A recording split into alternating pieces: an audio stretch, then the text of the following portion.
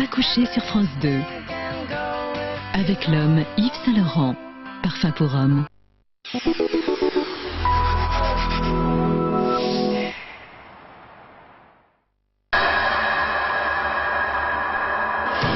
Document un si long chemin. Pourquoi est-il si difficile pour les Français d'adopter un enfant à l'étranger? Reportage avec des familles en Russie et au Vietnam. Découverte à la recherche de la perle noire. Elles participent au premier concours de mannequins dans leur pays, l'Éthiopie. Elles affrontent leur culture et leurs traditions pour conquérir les podiums de la mode internationale. Retour sur Chine, produit sous surveillance. Les contaminés... En tout cas des milliers de familles françaises. Merci Jérôme. Merci Jérôme. Elles s'appellent Naomi Campbell, Iman ou encore Noémie Lenoir. Ensemble, elles partagent d'avoir été parmi les premières mannequins à la peau de couleur noire. Dans le monde de la mode, sur les podiums ou dans les magazines, elles sont à peine 3%. En France, il faut attendre la fin des années 80 pour qu'un magazine comme Vogue ose mettre pour la première fois une mannequin noire à sa une. Il s'agissait de Naomi Campbell. Dans les années 2000, elles sont de plus en plus nombreuses à défiler. Yves Saint-Laurent, par exemple, les met systématiquement sur les podiums, comme Jean-Paul Gaultier. Et aujourd'hui, elles ont fait du chemin, Françoise. Alors comment ces mannequins deviennent-elles des stars des podiums à Paris, New York ou encore Milan? Et comment sont découverts ces talents? Une équipe d'envoyés spécial a suivi un Français, un recruteur de top modèle, parti organiser le premier grand concours de mannequins à Addis Abeba, en Éthiopie. Un pays plus connu pour sa pauvreté endémique, sa guerre larvée avec l'Érythrée et ses coureurs de fond médaillés aux Jeux Olympiques. À la recherche de la perle noire, c'est un reportage étonnant de Laurence Delpouvilla et Claire Lisfossa. En plein cœur d'Addis Abeba, la capitale de l'Éthiopie. Sur écran géant, le clip annonce un événement, le premier grand concours de mannequins du pays. Demain, ces jeunes filles seront peut-être les stars des podiums, les beautés qui feront la une des plus grands magazines de mode. Mais avant de s'envoler pour Paris ou New York, elles doivent faire leurs preuves. Le casting démarre. 85 candidates, 2 minutes pour convaincre, un seul passage. Elles misent tout sur leur plastique et sur ce petit coup de hanche. Elles ont entre 16 et 24 ans et partagent toutes le même rêve. Suivre les pas de Naomi Campbell ou de Lia Kebede, leur grande sœur éthiopienne, leur modèle. Alors, elles s'appliquent sous l'œil attentif de Lionel Dejean, un Français. C'est un chasseur de mannequins, dans le jargon de la mode, un scout. Trouver la prochaine princesse noire ferait de lui un scout en vogue. Celui qui a su chercher loin de nos standards de la mode, en Afrique. Va-t-il découvrir ce nouveau talent, cette beauté noire?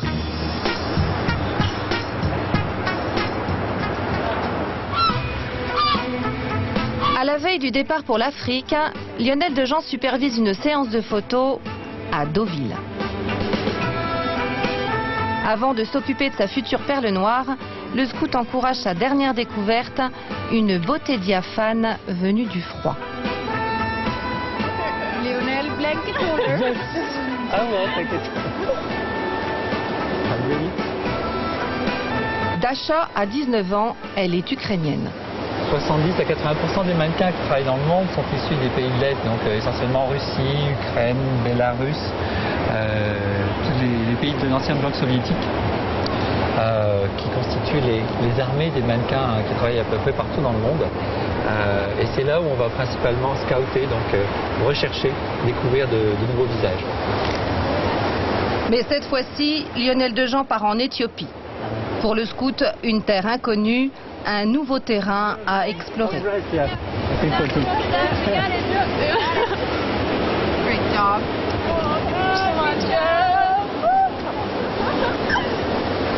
Un pari osé pour le Français, sans garantie de succès.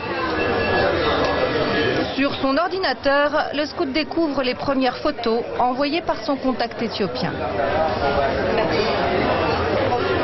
Cet ancien directeur commercial connaît bien les méthodes pour réussir dans un milieu très concurrentiel.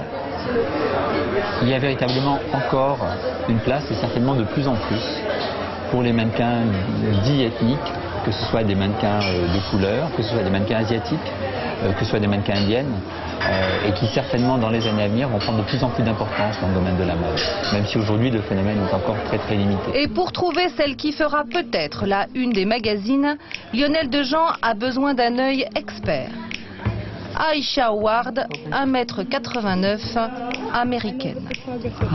À l'aéroport, elle nous montre ses photos dans la presse. Des images prises à Paris pour un magazine qui s'adresse aux femmes noires. Pour le marché parisien, c'est ça qui marche le mieux pour moi. Alors qu'à New York, mon image peut servir à beaucoup de choses différentes. Mais à Paris, je suis cantonnée à l'ethnique.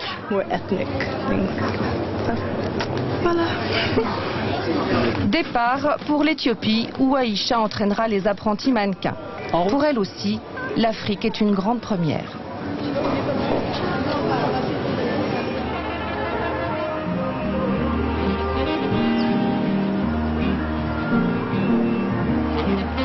Addis Abeba, en éthiopien, la nouvelle fleur. Une ville parfois rurale avec 4 millions d'habitants. La capitale de l'Éthiopie n'en finit pas d'éclore. Partout des chantiers et des échafaudages. Aujourd'hui, les ouvriers ont du cœur à l'ouvrage. Sous leurs yeux, un spectacle inattendu.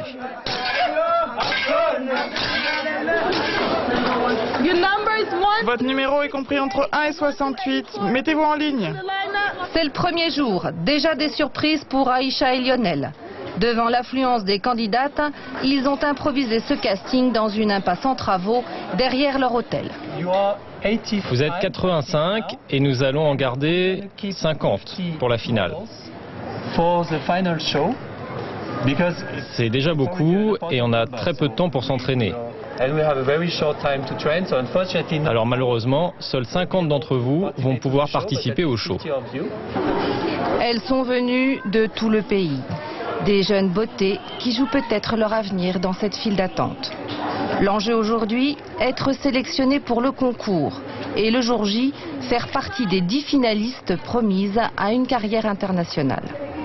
Je suis fière d'être là aujourd'hui et de pouvoir représenter mon pays sur la scène internationale. J'espère, si Dieu le veut. Devenir top modèle international, c'est mon rêve. Ok, on est prêt. C'est parti. La première se lance sans musique ni projecteur. L'une après l'autre, sous l'œil de leur rival et le regard critique du jury. À côté de Lionel et Aïcha, les organisateurs locaux. Samy, ancienne Miss, et Guiroum, 27 ans, ex-banquier. C'est lui en haut de l'affiche.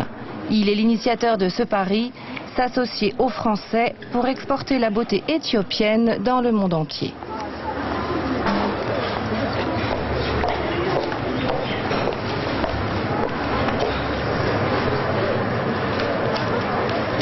Premières impressions. Je suis encore très timide. Timide et même un peu raide.